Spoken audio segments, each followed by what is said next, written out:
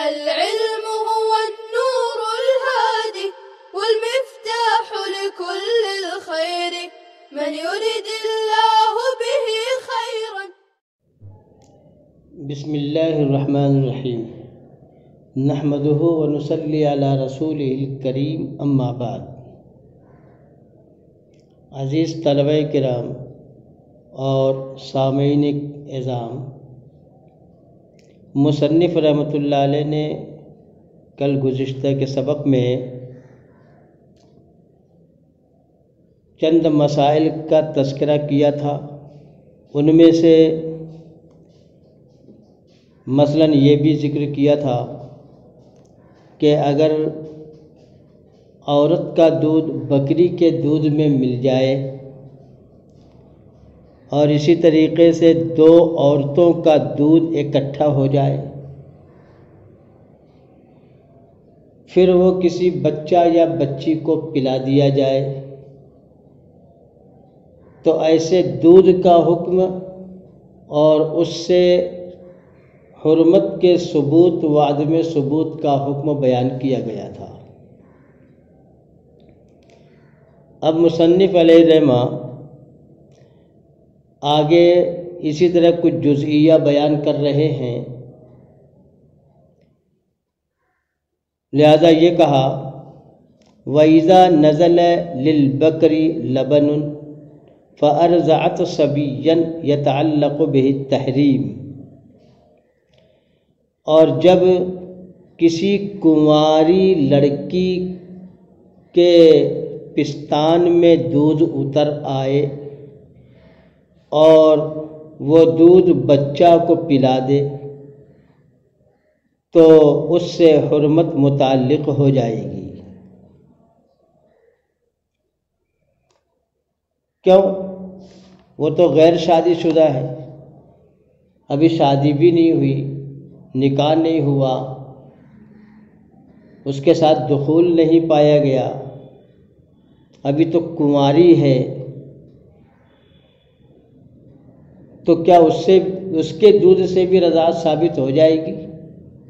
یقیناً ثابت ہوگی، کیونکہ وہ دودھ عورت کا ہے. وہ عورت شادی شدہ ہو یا کنواری ہو، اس کے پستان سے جب دودھ نکال دیا گیا، کسی بچے کو پلا دیا گیا، یا اس لڑکی نے کسی بچے کو اپنے پستان سے لگا کر اسے دودھ پلا دی اور اس نے پی لیا، تو یقیناً رضاعت ثابت ہو جائے گی. کیونکہ یہ دودھ، جس دودھ سے رضاعت ثابت ہوتی ہے وہ عورت کا دودھ ہے، لہذا یہاں بھی عورت ہی کا دودھ ہے، اس لیے رضاعت ثابت ہو جائے گی. اس کے برخلاف اگر ایسا ہو کہ وَإِذَا نَزَلَ لِلرَّجُلِ لَبَنٌ فَأَرْضَعَ صَبِيًّا لَمْ يَتَعَلَّقْ بِهِ التَّحْرِيمُ، اور جب کسی مرد کی چھاتی میں دودھ اتر آئے، پھر وہ مرد کسی بچے کو دودھ پلا دے تو اس سے حرمت ثابت نہیں ہوگی. ایسا ہو سکتا ہے کہ کسی مرد کی چھاتی میں دودھ اتر آئے، اب اتفاق سے دودھ اتر آیا، عموماً ایسا ہوتا تو نہیں ہے لیکن کبھی دنیا میں ایسا ہو بھی جاتا ہے جو خرق عادت ہے، اور یہ اللہ کی قدرت ہے. لہذا کسی مرد کے چھاتی میں اگر دودھ اتر آیا اور اس نے وہ دودھ کسی بچے کو پلا دیا یا نکال کر رکھا تھا اور کسی بچے کو پلا دیا گیا، تو اس سے رضاعت ثابت نہیں ہوگی، کیونکہ یہ عورت کا دودھ نہیں ہے بلکہ مرد کی چھاتی کا دودھ ہے. اور حقیقتاً وہ دودھ نہیں ہے بلکہ وہ خون ہے، جو اس کی چھاتی میں خون جمع ہوا تھا تو وہ جو تو سفید ہو گیا، اور خون پینے سے رضاعت ثابت نہیں ہوتی، اس لیے اس سے رضاعت ثابت نہیں ہوگی۔ آگے فرمایا وَإِذَا شَرِبَ صَبِيَّانِ مِن لَبَنِ شَاةٍ فَلَا رَضَعَ بَيْنَهُمَا، اور جب دو بچوں نے کسی بکری کا دودھ پی لیا تو ان دونوں کے درمیان رضاعت ثابت نہیں ہوگی، کیونکہ یہ دودھ عورت کا نہیں ہے۔ اپنی جنس کا دودھ پینے سے رضاعت ثابت ہوتا ہے، لہذا انسان ایک جنس ہے، اور اس میں مؤنث کا دودھ پینے سے رضاعت ثابت ہوتا ہے، لہذا کسی بکری، بھینس یا اونٹنی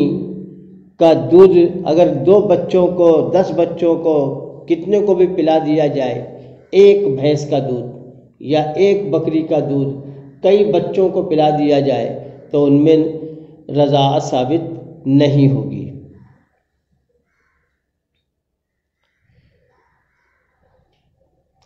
آگے ایک بڑا اہم مسئلہ ہے جو زوجین کے درمیان وہ مسئلہ کہلاتا ہے، اور وہ یہ ہے، مصنف فرماتے ہیں وَإِذَا تَزَوَّجَ الرَّجُلُ صَغِيرَةً وَكَبِيرَةً فَأَرْضَعَتِ الْكَبِيرَةُ الصَّغِيرَةَ حَرُمَتَ عَلَى الزَّوْجِ وَإِذَا تَزَوَّجَ الرَّجُلُ صَغِيرَةً وَكَبِيرَةً، ایسا ہوا کہ اگر کسی آدمی نے نکاح کیا ہو ایک صغیرہ لڑکی سے اور دوسری کبیرہ سے، فَأَرْضَعَتِ الْكَبِيرَةُ الصَّغِيرَةَ، پھر کبیرہ نے صغیرہ کو دودھ پلا دی، حرمت علی الزوج، تو اب یہ دونوں بیویاں شوہر پر حرام ہو جائیں گی۔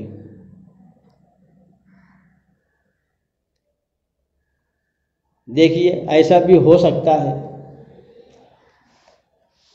عموماً ایسا نہیں ہوتا کہ کسی کے نکاح میں کوئی عورت ہے، کبیرہ ہے، وہ عورت ہے اور کسی صغیرہ سے نکاح کر لے، یہ نہ تو گناہ صغیرہ ہے نہ گناہ کبیرہ ہے، بلکہ یہ جائز ہے، یعنی اتنی صغیرہ کہ وہ ابھی دودھ پیتی بچی ہے، ظاہر بات ہے اس سے نکاح کیا ہے، وہ لائق شہوت بھی نہیں ہے، محل جماع ابھی نہیں ہوئی، لائق جماع نہیں ہوئی، وہ تو بچی ہے، نومولود بچی، دودھ پیتی بچی ہے، وہ لائق صحبت ہونے کے لیے ایک مدت درکار ہے بھی، لیکن پھر بھی کسی نے 1 سال کی بچی، 1.5 سال کی بچی، 2 سال کی بچی سے نکاح کر لیا اور اس بچی کے ماں باپ نے کرا دیا تو یہ شوہر کی بیوی ہو گئی۔ تو اب یہ دیکھیے کہ مثال کے طور سے زید نے کسی عورت سے نکاح کر لیا ہے، اس کے نکاح میں وہ عورت ہے،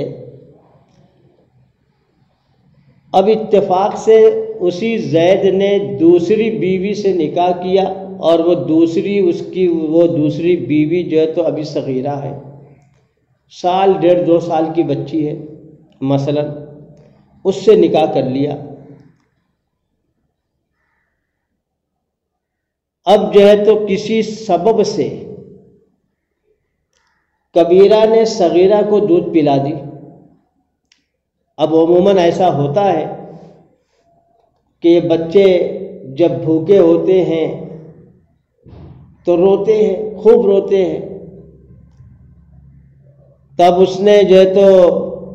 چپ کرانے کے لیے اسے دودھ پلا دی، لیکن ظاہر بات ہے چپ کرانے کے لیے دودھ پلائی تو دیکھ کر پلائی ہوگی نا کہ یہ تو میرے سوتن ہے۔ دیکھیے یہاں پر یہ دونوں عورتیں سوتن ہیں آپس میں،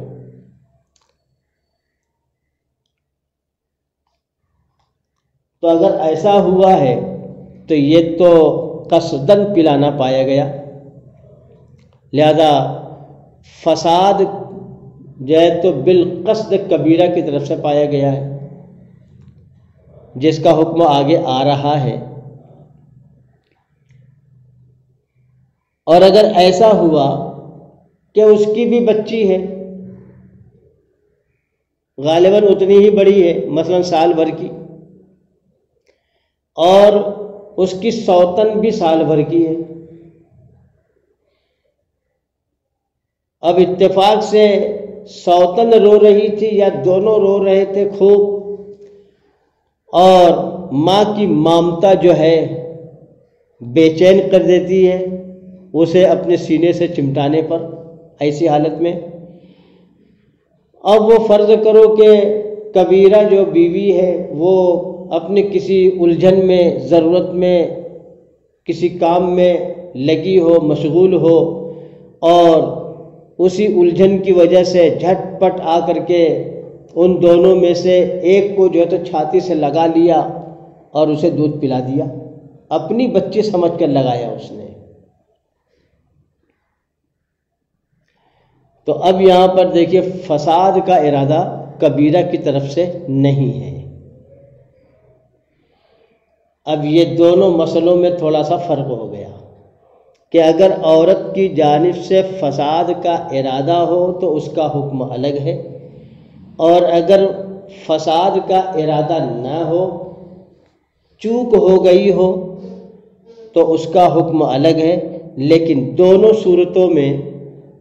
دونوں بیویاں اپنے شوہر پر حرام ہو جاتی ہیں، اس لیے کہ اب یہ دونوں آپس میں رضائی بھائی بہن ہو گئے، یہ رضائی ماں اور بیٹی ہو گئی ہے، بھائی بہن نہیں بلکہ رضائی ماں اور رضائی بیٹی ہو گئی ہے۔ اور ماں اور بیٹی کو جس طرح